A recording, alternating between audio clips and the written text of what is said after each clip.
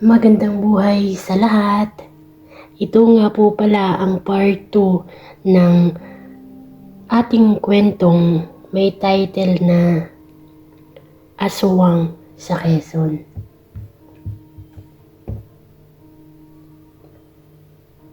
Ayos ka lang ba?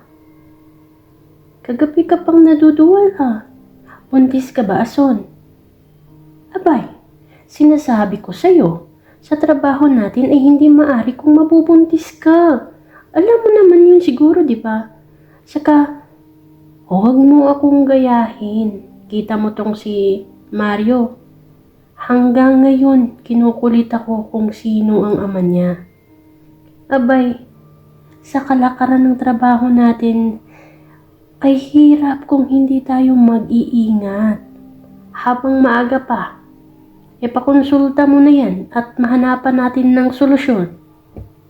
Galit na tura ni Nanay Nire sa kanyang kapatid. Nay, may medical mission daw sa nagaganapin sa plaza sa susunod na araw. Punta tayo. Diba hindi pa po ako tuli? Sabi sa akin ni Lolo Doro ay may libreng tuli daw doon para sa mga batang kagaya ko. Tsaka, pakonsulta na din natin si Tia. Ang pabiro ko namang sagot kay Nanay Neri. Nakatawa nang lumabas si Tia Ason sa banyo. Umupo na din ito at sumubo ng kanin. Ayon kasi sa kanya, kailangan niyang kumain lalo pat lahat daw ng kinain niya noong buong gabi ay nilabas niya na.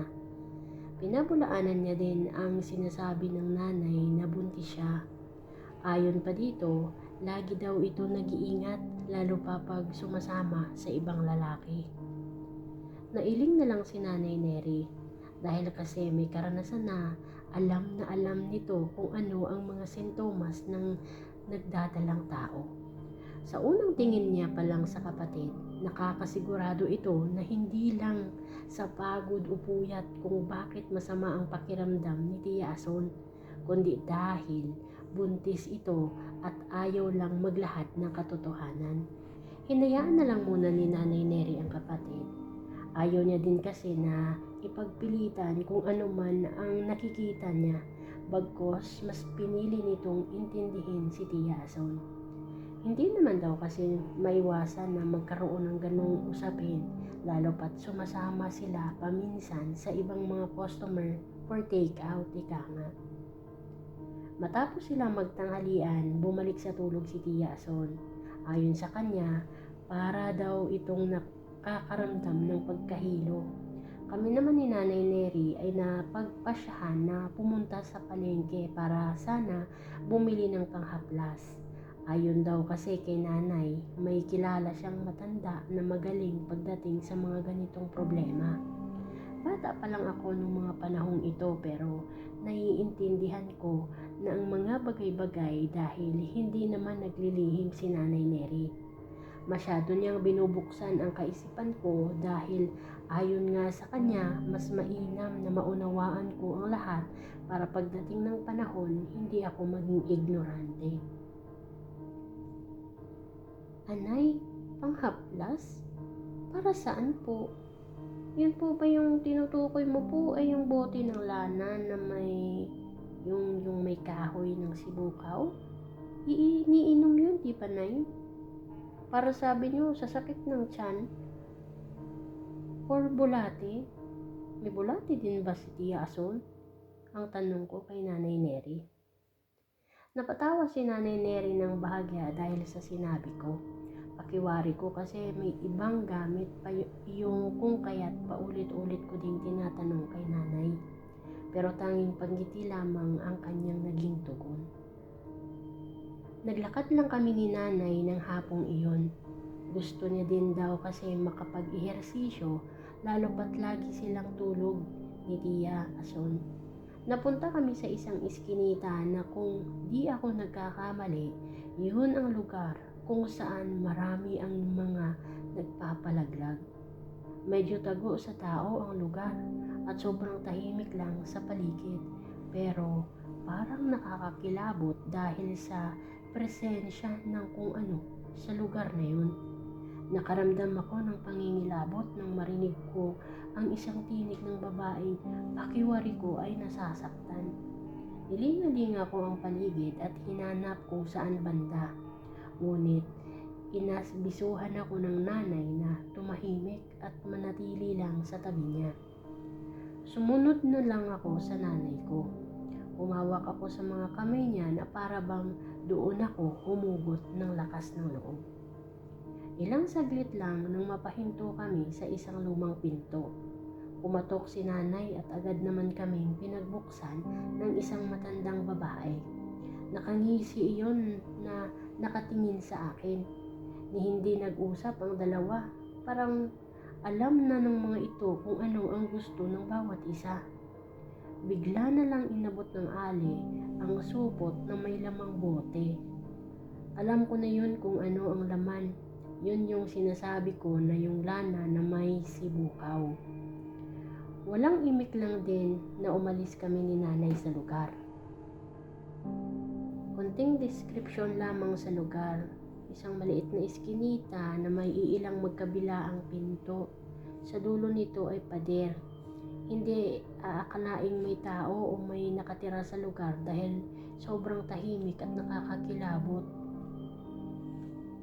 Nang makalayo kami ng nanay sa lugar, doon ko palang naisipang tanungin siya ulit kung para saan ba ang binili namin. Pero ni hindi man lang nagbigay ng magandang paliwanag si Nanay Neri. Huwag mo nang alamin at napakabata mo pa anak para sa ganitong usapin. Kung ako sa'yo, huwag mo na lang isipin ang mga ganitong sa tamang panahon maiintindihan mo din ang lahat. Ang sagot lang ng nanay ko. Hindi na lang din ako umimik basta sumunod na lang ako sa mga litanya ni Nanay Neri. Dumaan kami ng palengke ng mga oras na yon at naisipan kong yayain si nanay na dumaan kami sa panaderya ni Lolo Doro. Gusto ko kasing kumain ng hamon na may pasa sa gitna.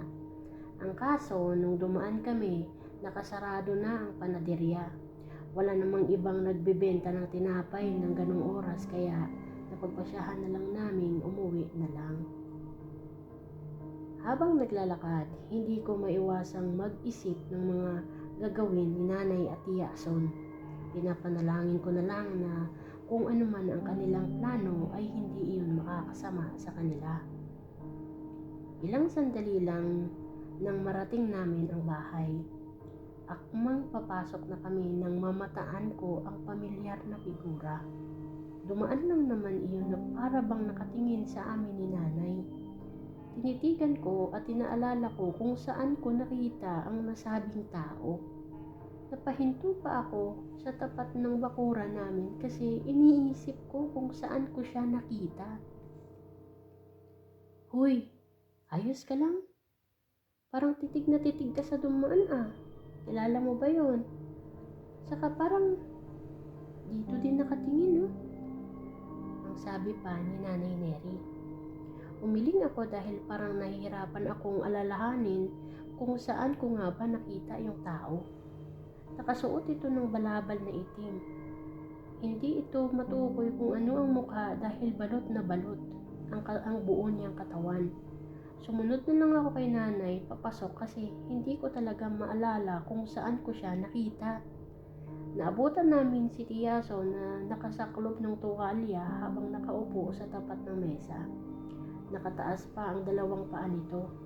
Mababa ka sa mukha ng tiyahin ko na hindi talaga maganda ang pakiramdam niya, lalo pat inuubo pa nga ito. Dinampi ni Nanay Neri ang palad niya sa noo ng kapatid. Sabay ng paghawak nito sa kamay upang damhin ang pulso ni Tia Ason. Imbis na suriin niya lang sana ay binatukan niya ito na para bang naiinis. Sa susunod sasabihin mo sa akin ang totoo. Abay, buntis ka nga. Kita mo na, kanina tinatanong kita pero hindi mo man lang sinabi sa akin ang totoo. Tsaka, huwag ka munang uminom ng kung ano at ako ang gagawa ng paraan. Inis na turan ni Nanay Neri sa kapatid niya. May lagnat lang po si Tia, inay. Dinaig niyo pa ang doktor Tsaka sa susunod na araw may medical mission, may libreng konsulta maging sa mga buntis. Kaya huwag ka na po mag-alala, nay. Ang sagot ko naman kay Nanay Neri. Habang nagsasalita, ipinatong ni Nanay Neri ang supot na may lamang bote ng lana. Nagulat pa siya nang makitang halos kalahati na lang ito. Mapapansing umaapaw ang laman ng nasabing bote dahil nasa supot na ang lana. Napakunot ng noo si Nanay Neri. Ayon sa kanya, may kakaibang pangitain ng gamit. Ipaniluwanag din ni Nanay kung para saan ito dahil maging si Tia Ason ay naintriga na din. Ayon kay Nanay, ang lana na laman ng bote ay pwedeng panghaplas sa kung anong karamdaman. Mabisa daw itong pangmasahe lalo pa kung masakit ang katawan. Dagdag pa niya, mabisa daw itong panglinis ng bituka at ng ovaryo. Bigla namang napatakip ng bibig si Tia Ason. Nailatag niya tuloy ang totoo. Naiyak siya habang isinalaysay ang nangyari sa kanya. Dala ng takot, hindi niya daw iinumin ang nasabing lana. Kung sakaling buntis man daw siya, bubuhayin niya ito dahil kung sakali, ito daw ang magbibigay sa kanya ng ginhawa. Nagkatinginan kami ni Nanay. Iniisip ko na baka nga maging swerte kung sakaling nagbubuntis nga ang tiyahin ko. Inilatag niya kung sino ang ama kung sakaling buntis nga siya. Ate, patawarin mo na ako.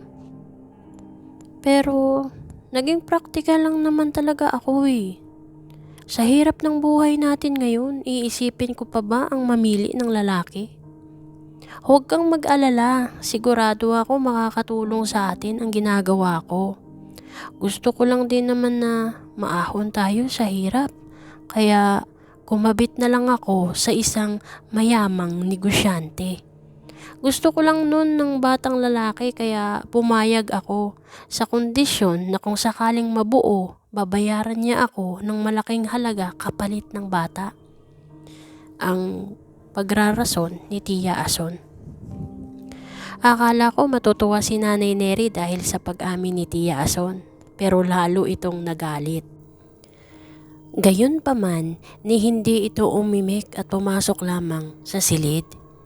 Niyakap ako ni Tia Ason dahil ramdam nito ang sakit na hindi dahil sa nagpapagamit sa maling tao pero sa realidad ng kahirapan ng buhay namin.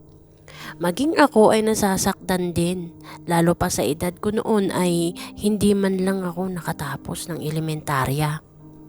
Sa hapunan ay wala kaming imikan. Maging ang tiyahin at nanay ko ay hindi nagpapansinan. Mas pinili nilang dalawa ang tumahimik sa kabila ng kanilang problema. Maya-maya pa'y nag-abiso si Nanay Neri na hindi na muna sila papasok sa trabaho. Lalo pat alam niyang hindi kaya ni Tia Ason ang magtrabaho sa ganoong sitwasyon. Ayon kay Nanay Neri, tutulong na lang daw siya muna sa pangangalakal habang hindi pa nasori si Tia. Ihintayin niya daw ang resulta dahil magpapakonsulta sila sa gaganaping medical mission. Nang natapos ang hapunan, kanya-kanya na kaming nag-ayos para magpahinga. Inabisuhan ni Nanay Neri si Tia na maghaplas ng lana sa tiyan. Makakatulong daw ito kung sinisikmura ang kapatid.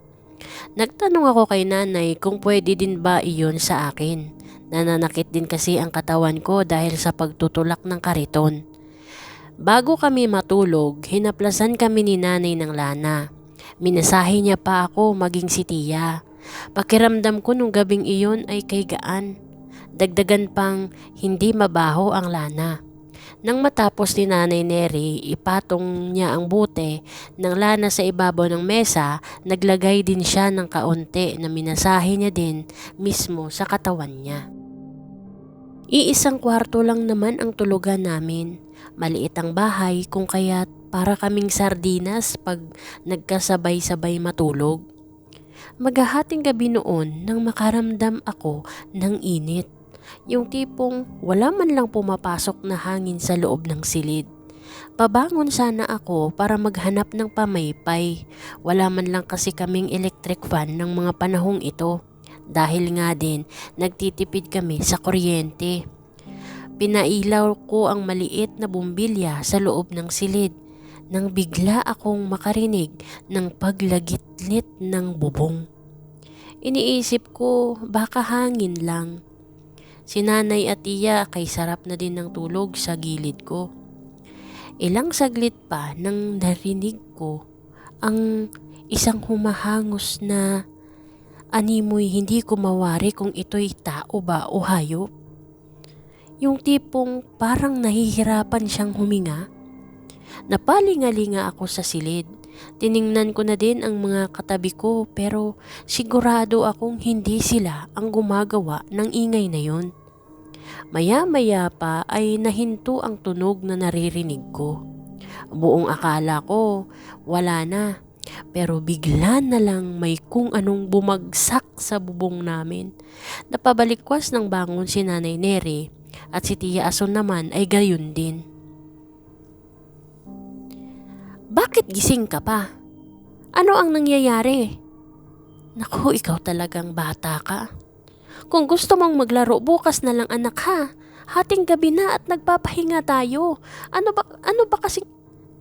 Nalilitong sabi ni Nanay Neri. Napatingin si Nanay Neri sa direksyon kung saan nanggaling ang tunog. Nang laki ang mga mata niya nang makita niya ang isang kamay. Kulay itim iyon na may mga mahahabang mga kuko. Maging ako biglang nakaramdam ng takot. Samantalang si Nanay Neri, imbis na matakot, tumayo pa ito at naghanap ng ihahampas. Hindi niya alam kung ano ang kahihinatnan pero buong tapang niya na hinampas ang mga kamay ng aswang. Minumura niya pa ito habang hinahamon. Sige, pumasok ka nang makita mo ang hinahanap mo. Walang hiya ka? Ang pagalit na sabi ni Nanay Neri. Inawat ko si nanay dahil parang nagdabog ang aswang sa taas. Samantalang si Tia Ason ay nasa gilid ko lang din hinahawakan niya ang kanyang tiyan. Nakaramdam daw kasi siya ng panghihilab ng mga oras na to. Halos hindi na kami makatulog ng gabing iyon. Nakikiramdam na lang kami kung ano ba ang susunod na gagawin ng aswang. Nakikita ko si Nanay Neri na parang isang hangaway. May hawak-hawak pa itong pamalo. Di ko na nakita kung saan niya iyon nadampot. Parang 2 dipang bakal na kung hindi ako nagkakamali, yun yung harang sa may pinto namin. Maya-maya pa'y hinahanap ni Nanay Neri ang lana.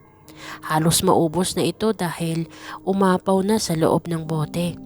Ayon kasi kay nanay, sadyang ganun daw talaga ang lana na may sibukaw, kumukulo kung may aswang sa paligid. Iniabot ay iyon ni nanay kay Tia Ason at pinahaplas niya ulit sa tiyan. Isa daw po iyong isang malakas na pangontra sa mga nilalang. Inumaga na kaming 3 na nakaupo sa gilid ng higaan. Ni hindi namin nagawang mga lakaw ng araw na yun dahil sa puyat. Maaga pa lang pinanday na ni nanay ang sinira ng aswang. Doon naglagay siya ng maraming asin dahil ayon sa kanya kung sakaling bumalik man ang wakwak ay hindi na iyon lalapag doon. Kontra din daw ng aswang ang asin.